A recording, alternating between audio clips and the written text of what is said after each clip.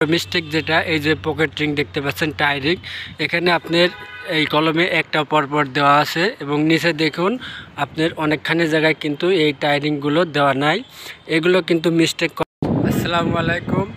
তো আজকের এই ভিডিওর মাধ্যমে আমি আপনাদের দেখাবো যে একটি কলম আপনারা কিভাবে সঠিক নিয়মে বাঁধবেন এবং কলমের বাঁধার যে সঠিক নিয়মটা সেই জিনিসটাই আজকের এই ভিডিওতে আমি আপনাদের দেখাবো। কারণ কলম যদি আপনি সঠিকভাবে বাঁধতে না পারেন তাহলে কিন্তু আপনি কলম থেকে এসে ধরা খায় যাবেন। তো সেই ক্ষেত্রে আপনাদের কাছে একটা রিকোয়েস্ট থাকবে, আমার এই ভিডিওটা একটু ধৈর্য ধরে পুরাটা দেখবেন, তাহলে কলম বাঁধার A to Z সম্পূর্ণ কিছু আপনারা এই ভিডিওর মাধ্যমে জানতে পারবেন। তো চলুন দেরি না করে মূল ভিডিও শুরু করা যাক। এখানে যে কলমটা আপনারা দেখতে পাচ্ছেন, আজকে এই কলমটা দিয়েই আমি আপনাদের দেখাবো যে আসলে একটি কলম কিভাবে সঠিক নিয়মে বাঁধবেন। আর এই কলমটা L/4 যদি হয় তাহলে L/4-এ আপনারা কিভাবে রিংগুলো বাঁধবেন। তো প্রথমত আপনাদের যে কাজটা করতে হবে, এই কলমটাকে আপনারা L/4-এ ভাগ করবেন। L/4 বলতে গেলে কি, এই কলমটাকে আপনাকে 4 ভাগ করতে হবে।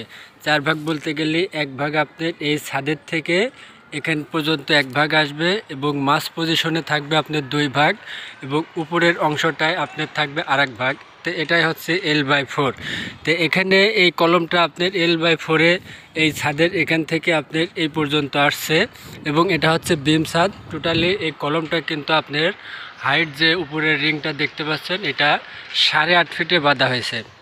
তো এখান থেকে আমরা প্রথমে নিছি, এই জায়গায় থেকে আমরা নিছি হচ্ছে এই কলমটার 2 ফিট।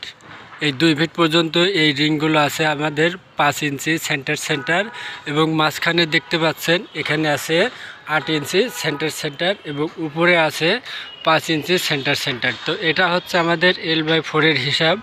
এরপরে আপনাদের মেন যে জিনিসগুলো সেটা দেখাবো।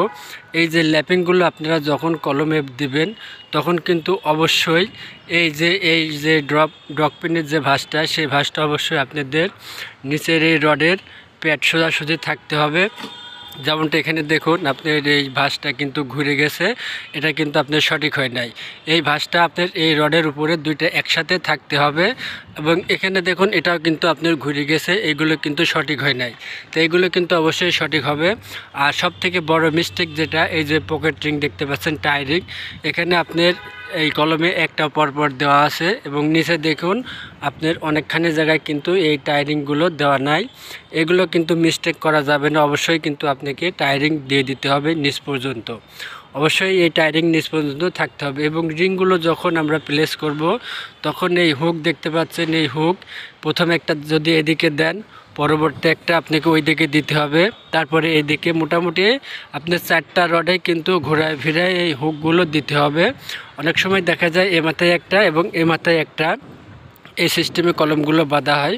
তো এটা কিন্তু আসলে সঠিক না। সঠিক হচ্ছে আপনার 4টা রডে কিন্তু আপনার হুকগুলো পেঁচায় দিতে হবে এবং কোনো সময় একটা হুক আপনার 2 পাশে যেন না আসে, এখানে একটা এমন যেন না হয়, এটাও কিন্তু আপনাকে খেয়াল রাখতে হবে।